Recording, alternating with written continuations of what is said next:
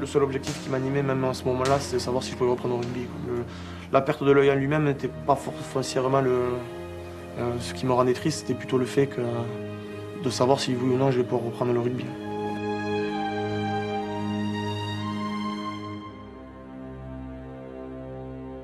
Une nuit de juillet 2013, Florian Cazenave perd son œil gauche. Chahut, bousculade, bagarre à l'époque, beaucoup de rumeurs circulent à Perpignan. J'étais avec des amis à une soirée et un ami à moi a pris une chaise sur un tas de chaises, s'est retourné pour la poser derrière lui et moi à ce moment-là je suis arrivé sans le voir lui et lui sans qu'il me voie. Et malheureusement sans qu'il ait tourné fort, je lui ai pris directement le pied de la chaise dans l'œil. La métaphore qu'avait utilisée le professeur à Paris, c'était de le comparer un peu à l'accident à quand on jette un œuf sur un mur. Voilà, c'est que tout a explosé à l'intérieur. Donc en fait les chances de retrouver la vue étaient définitivement coupées à ce moment-là, sans que je le sache évidemment. Florian Cazenave, c'était l'un des demi-mêlés de Perpignan.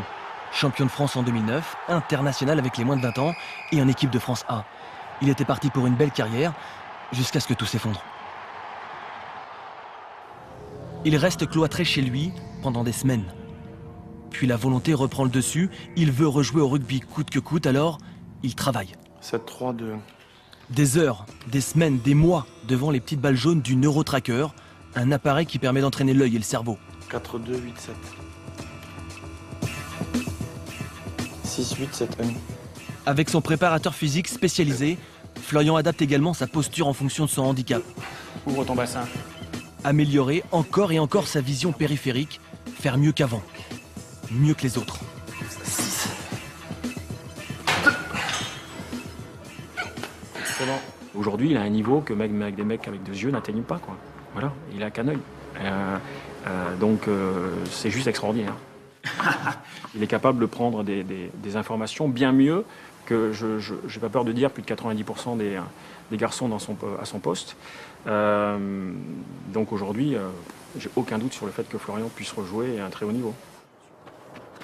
2. Voilà, annonce-le plus vite. Parfait. Nous sommes en avril. La médecine du travail vient de le déclarer apte à rejouer, à condition de porter des lunettes de protection. Mais un mois plus tard, le monde s'écroule, une fois de plus. La commission médicale de la Fédération française refuse de lui délivrer sa licence. En France, il est impossible de jouer avec un seul organe pair. Florian doit donc s'exiler. Il trouve enfin un club pour l'accueillir, direction Reggio près de Parme, en 2e division italienne, la fin d'une période sombre. Toutes les nuits, pendant un an, j'ai pas dormi. Voilà, c'était des cauchemars où je perdais la vue, donc me lever en pleine nuit et croire que le cauchemar était devenu réalité, donc avoir la sensation d'avoir perdu l'autre œil. Voilà, c'était cette fréquence dans les cauchemars, du coup qui me fatiguait, qui me pesait. Mais encore une fois, le fait qu'il y ait le rugby et que j'ai cet objectif de pouvoir rejouer en France fait que j'arrive à faire abstraction un peu de cet élément-là, mais ça reste quand même dur. L'Italie fait partie des nombreux pays qui ont accepté de tester ces lunettes préconisées par la Fédération internationale.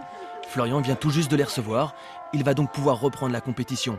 Dernier entraînement, dernier réglage. On est loin, très loin du haut niveau, mais son implication est totale.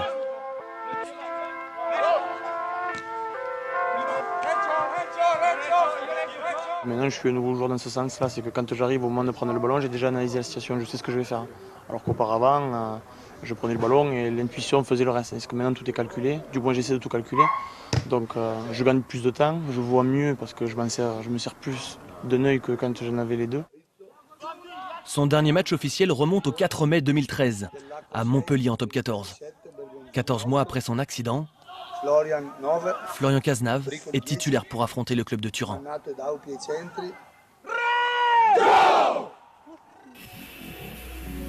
Jour de match, 300 km de bus. Florian est déjà pratiquement bilingue et a priori, il semble déjà bien intégré à son équipe.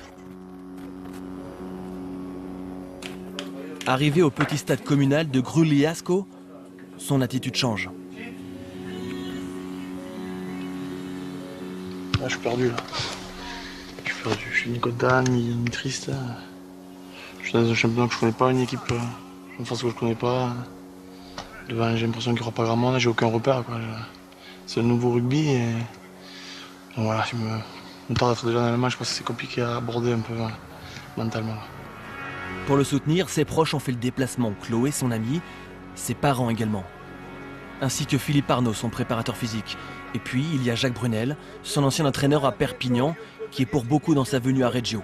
Il voulait rejouer, c'est sa quête. Donc il voulait montrer que même si il a un handicap, cet handicap ne l'empêche pas de pratiquer sa passion. Voilà, donc il voulait voir ça. Il a insisté beaucoup parce qu'il est têtu. Et donc moi j'ai eu l'occasion parce que j'ai des amis ici qui m'ont aidé aussi, de lui trouver une équipe. Donc voilà, et aujourd'hui il est sur le terrain.